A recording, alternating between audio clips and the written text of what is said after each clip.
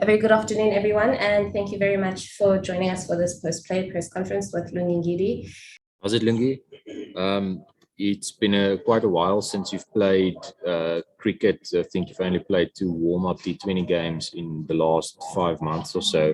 How's the body feeling after that shift? Everything okay? How's the fitness levels? No, I'm good.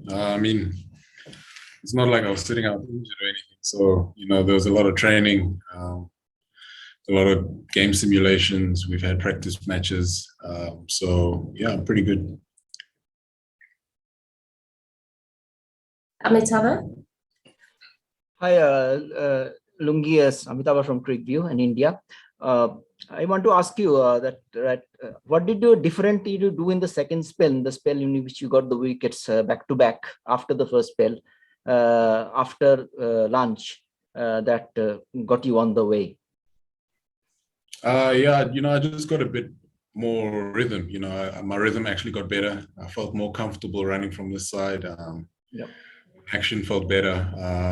Yeah, and I had asked at lunch if I could switch ends, but obviously everyone prefers their certain end, so I had to wait my turn. And then, yeah, I was just struggling from the other side a little bit to find my length and my areas. But once I came this side, I just felt comfortable, and all of a sudden, things started happening for me. Yeah. Firdaus and then Ken. Hey, Lungi, could you just talk us through that LBW? And I guess none of us really expected the ball tracking to go that way. What were you thinking when you saw it? Well, I thought it was a good shout. If anything, I thought it was going to be umpire's call. But then when, Murray kept his finger down, then it became a gamble. One thing that I did have in mind is that I thought it had kept a bit low compared to the bounce that I was getting. So that obviously was a positive for me. And then trying to convince Dean was another situation. But I think Quinny was in his ear and he said, at worst, umpire's call. But when it started taking a while, everyone started doubting themselves and going back and saying, oh, wow, we might have lost the review. But, when it came back and it was hitting, we did see that there were a few balls that had kept low, though. So that was the positive. And I personally said that was one of them. And then it went our way. So very happy about that. Kenny? Thanks, hi, Lungi, well done. Apart from switching ends, you also started using off-cutters to good effect. Both those 2 wickets and 2 balls, a bit of off-cut there. Well, was that because the pitch was a bit damp? Did you feel that there would be good traction? Good purchase? Yeah, it's not necessarily off-cutters. It's it's like a wobble seam ball. You don't know which way it's going to nip. But more times than not, it happens to come back into the batsman. So we saw that the away swing, we actually were a little disappointed. The wicket did less than we thought it was going to do. And they had good disciplines. They left well. But, I expected a bit more swing. And then when that didn't happen, you obviously got to change your plans and trying to get the ball to move off the deck. And that was happening for me from both ends. But, I felt more comfortable from the end where I was taking wickets. So, yeah, trying just to create that little bit of doubt as well. They were leaving well, so trying to attack the stumps and attack the pads, that was the game plan. And I think you can tell from the field settings as well what was supposed to happen, and luckily it came off. Salford? How's it, Lungi? Well played. I imagine you weren't part of the decision, but can you talk us through why you think Marco Jansen played ahead of Duan Olivier? To be honest, I wouldn't know. I think everyone's been preparing well. To be honest, it was probably a senior call or management call because everyone's been preparing well and, everyone was looking good. So we didn't even know who was going to play. I think even myself, having not played cricket in a while, you didn't know if you're going to get the nod. But like Dean always says, we pick the best team that we think is going to give us the results.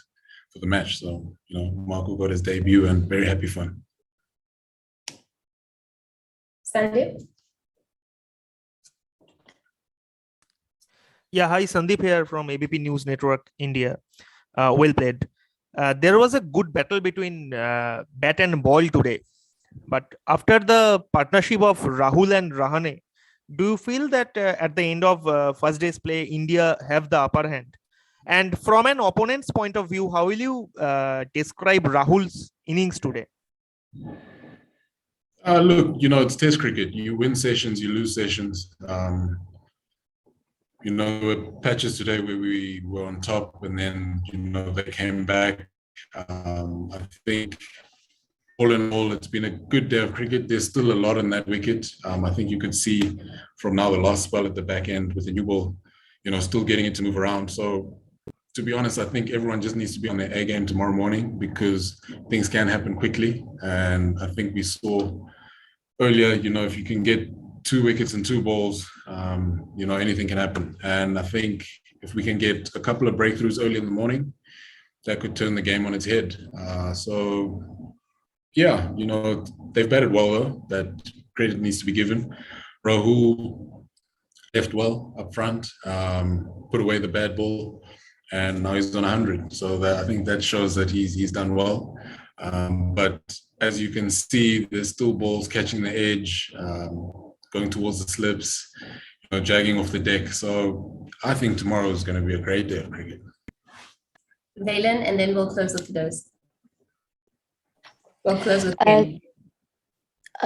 Thank you very much. Well done, Lungi. Just a quick one about the Archbishop Emeritus Desmond Tutu. Many South Africans waking up this morning to the sad news of his passing.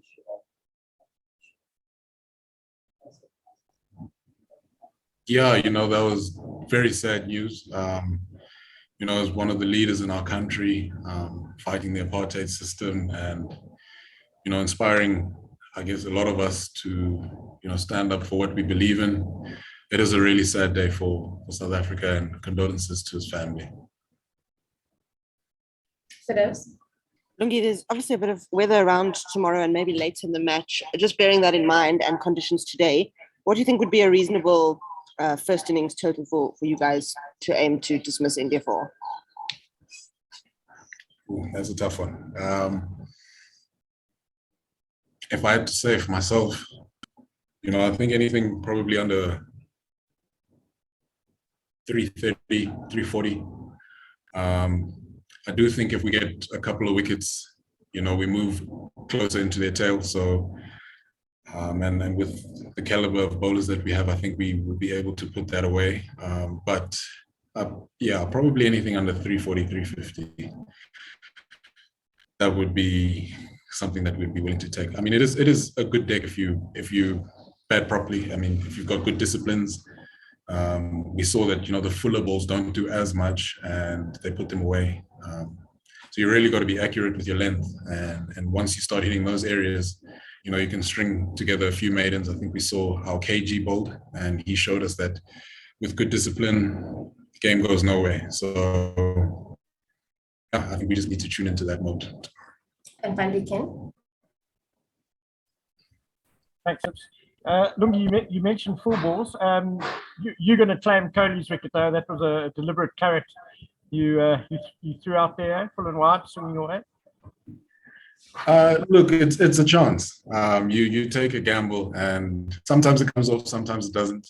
And I think I remember 2018 at Wanderers. It was a similar sort of dismissal. So, he's really good off his legs, through the covers, and I think sometimes as a bowler, you need to do something that he probably wouldn't expect. You're hitting a good length for a couple of balls, and then it probably looks like a free ball to hit. And with a bit of nibble, like I said, there's still a bit in that wicket. It could catch the edge, or it could go for 4. I bowled the same ball to Rahane, and he blasted it to the boundary. So, it's a roll of the dice, and it went my way. So I'm happy about that. Thanks very much, everyone, for joining us.